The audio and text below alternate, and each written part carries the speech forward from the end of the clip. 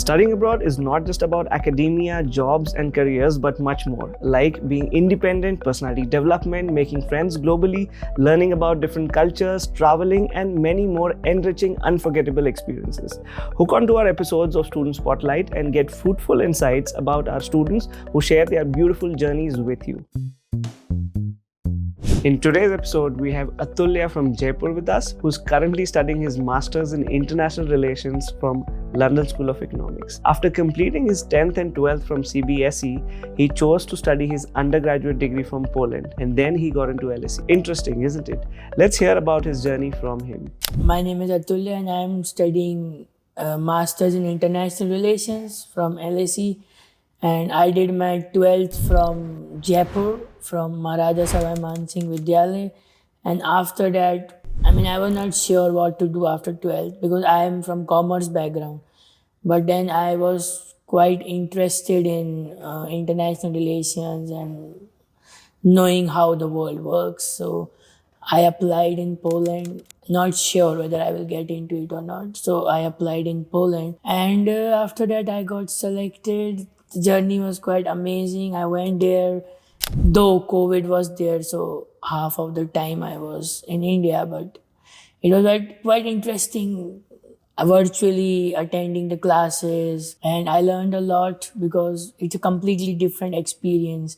You have to do everything on your own. You don't have anyone to help you. You have to wake up on time. You have to run to campus. And after that, so it was a 3-year course. And so in 2022, I graduated.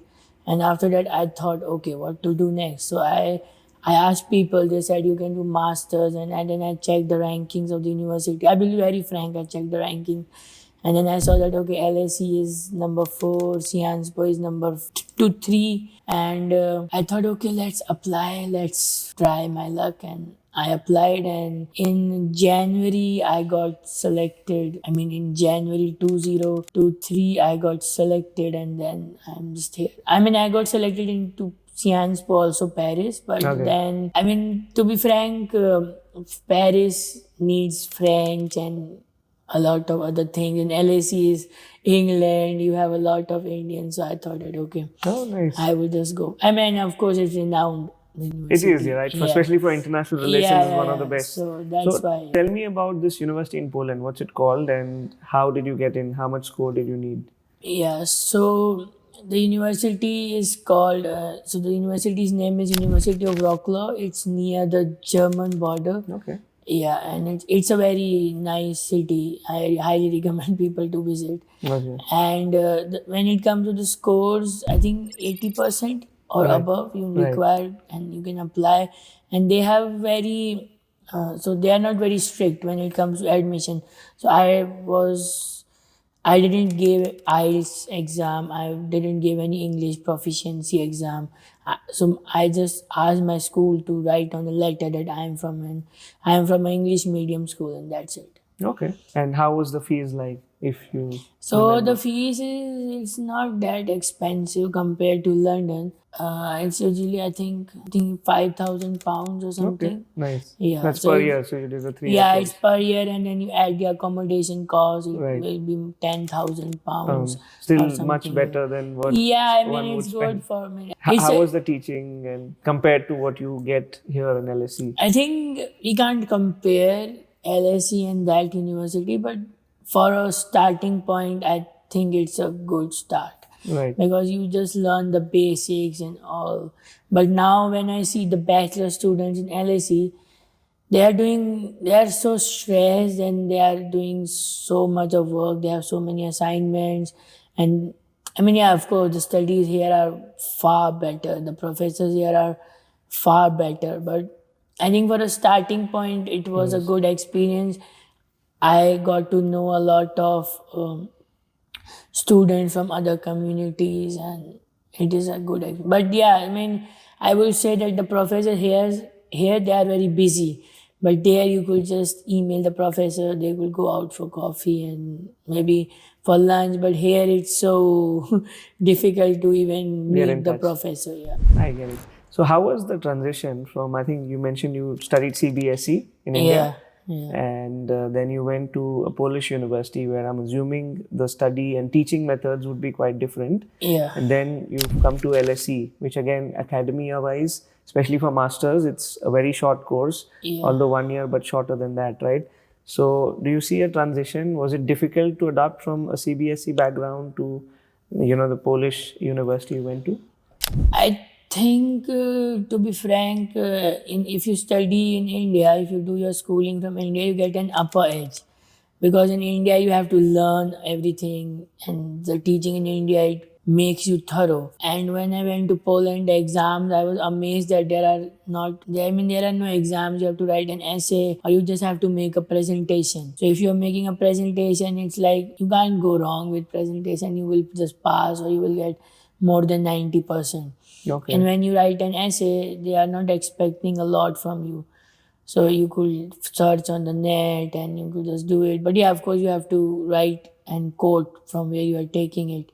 Right. But yeah, I mean, and then I had exams. But then when it comes to exam, because I am from CBSE, I used to learn a lot. So It's quite academically intense, CBSE, especially. yeah, right? that's why I got an advantage when I was studying for exams in Polish University, because they gave you the list of the questions. So it's, I think, so it's 10, 12 questions, and that's it. And then you have to just learn those answers.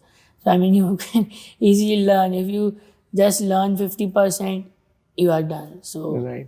I get it. So, how much did you score in your 12th and how much did you score in your graduation? So in 12th, my scores were around 83%, and in bachelor's it was 95%, Okay. and now I don't know. I mean, I have to look at what will happen after. Right. So, what do you 4 think months. were the main criterias that you met to get into LSE Masters? I think to get into LSE for masters, there are a lot of things you have to keep in mind. The first one is your academic scores. I think sometimes they also check your 10th and 12th scores. But usually, if you have a good undergrad score, it becomes bit easy. Then your CV, you need to I mean, they don't ask you to do a corporate job before coming to LSE for masters. There are some master courses which are mid-career ones where you need to have an experience. But mostly, if you have a good score and you have done some internships or you have done some volunteering work, then it becomes pretty easy to come. To get in, right? I mean, yeah, it's not easy, but yeah, you can get an edge. Right. Okay. And how much time did you spend on your personal statement? What was there in it? Yeah, so I think I spent around 1 week or more than that, because I wrote a draft and then I sent it to people to check, and then again I changed some things. I again made a draft, and What like was it composed of? What all did you mention in it? so it was a very basic draft which said what I want to do in future and what I have done till now and why LSE. And I wrote that okay, I want to study from these two professors because I liked what they're writing. And if I get a chance to study in LSE, I will just talk with them and maybe have a conversation with them on the topics which I like. Okay. Right. Nice. So you applied in January, or did you get? I applied in so for LSE I applied in October, so which is so they start applications very early, Okay. and I was told by people that if you apply early you get better. There is a better chance of you Right. getting selected. And you got a conditional offer in January. Yeah, I got a conditional offer which stated that I need to provide them with my IELTS score, and I need to send them the original documents of my university degree. Okay. Right. Nice. So when you were studying here at LSE, do you see a difference between your undergrad and masters? Is it too intense? I think it's too intense, because in masters usually the professors are quite demanding. You need to do a lot of research and all the. So I don't have exams, but I have to write essays. And when you write essays, they expect a lot of things. They need analytical thinking. They want some originality. So then you have to do a lot of research. And then when you are talking about realism, constructivism, and then you have to put it into a real life example, which is pretty difficult.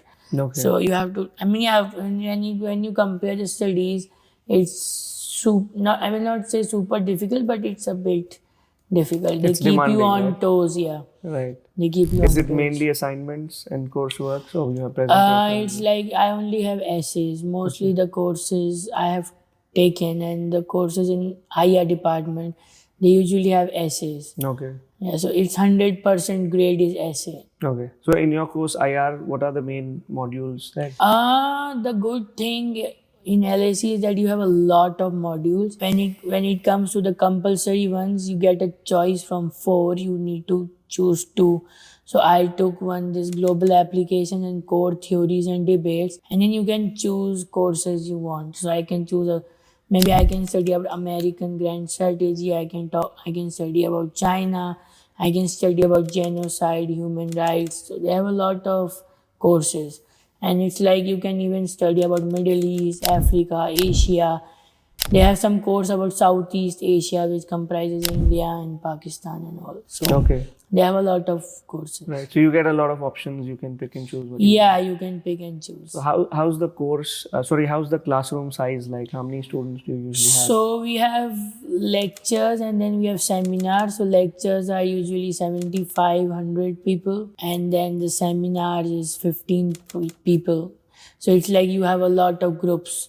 So they have 7, 8 seminar groups, and then you can choose which time suits you. So maybe you can have a seminar on Tuesday, Wednesday. It's up to you. Okay. All right. How many Indians in the class, or what's the composition like? I think Indians are very less when it comes to IR. Your course, yeah. Yeah, it's only 10 or something. Okay, that's- Yeah, that's which a is good very less if proportion. you compare masters in management, if you compare BSc management. Right. The Indian crowd is crowd so everywhere. big. Yeah. Yeah. So in IR department is very More less. diverse. Right. It's more diverse. You have Americans, you have Europeans, you have Canadians. Okay. So it's pretty diverse. Right. Okay. How's the job scene? Did you try some part-time jobs? Does your course allow any time to be able to work? Yeah, so I am allowed 20 hours. Do you get time to use? Nah, I think you don't get time. And then the thing is, so I was looking at jobs or part-time work in my course, in my field. So I applied to parliament jobs. LSE has a very good opportunity. So you can apply in parliament. So you can apply to work for a MP. Okay. And if you get selected, you work at around 15 hours a week Okay. for a member of parliament. Okay. So I applied in that. So I went through the interview, but unfortunately I didn't couldn't make get it. selected. Yeah, but the guy was amazing. So he's the chairperson of the Conservative Party, and Greg Hands. Right hands, okay. Yeah, so I mean, it was quite Good to amazing. interact with him. You get Yeah, a so very he's hands-on person, right? yeah, Very yeah. nice. So I mean, I tried that, and then I also so it's not part-time work, but I helped Grimshaw Club, and Okay. yeah, so I'm part of the societies, not as a committee member, but You just trying to help them volunteer in to help. any way I can. Okay, that's nice. So I think now you're 6 months into your course. You would have started in September, we're at March, April now, right? So Yeah. you'll have your spring break. Yeah. Then you'll have your dissertation thesis. Yeah. You're So done with your now, formal so classes. like I am done with the classes. So now I have an exam in May, and then the dissertation is due on August 15th. So what's the future plans? Have you started making applications for your job roles after? Yeah, I mean, I'm open to opportunities. I'm looking what to do. I'm looking at there are a lot of NGOs and there are a lot of political consultancies like Tony Blair Institute. Mm-hmm. I might apply for UN or other things, but I mean, let's see. I'm open to all the opportunities. You never know. I might go to consulting. I might do something which is Right. not my field. Right. Have you started with the applications, or would you wait until you finish No, the course? I mean I have started looking because I tried in graduate programs because my course is not management engineering. So usually it's difficult to crack into McKinsey or other companies. I mean, I had started looking at international organizations. and maybe I will. You never know. I mean, I started applying in 2 or 3. I applied. The problem is they take a lot of time to get back to you, Right. so you will not know. The cycle is slow, and like you mentioned, right? If you're applying into finance or banking or consulting, they have a set cycle and there's a pattern. But I think IR is quite diverse. You can. Yeah, I mean it's quite diverse, and so because the UK government gives you a 2-year visa, PSW. So I mean there are a lot of firms, international organizations which might not give me the sponsorship, but for 2 years I can work under them and get an experience. Hands-on experience, and Yeah. then even you're open to go back to work. Yeah, I mean I'm open to anything. I mean I'm not sure. Yeah, I mean I checked UNICEF. They have really amazing opportunities, but they don't give you the sponsorship visa. But you can easily work without that also, because I am allowed 2 years. I can do anything. Okay, right. No, that's fair. That's fair.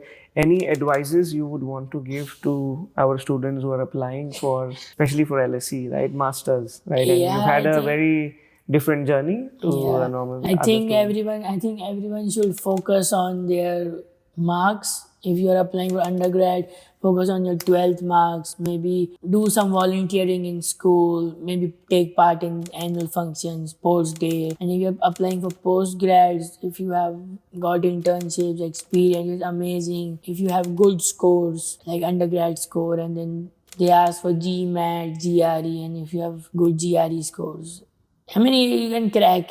Yeah. It's not a very big challenge. Yeah, I mean, you can You crack say it's it more easily. about marks and. I mean, it's more about marks, and I mean, to be frank, you never know what the committee decides or what they like. Right. Yeah. Nice.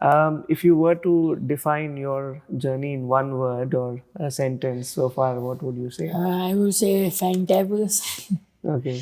So it's been amazing for you. Yeah, till now it's been amazing. And if you were to go back in time and change anything, would you want to change anything?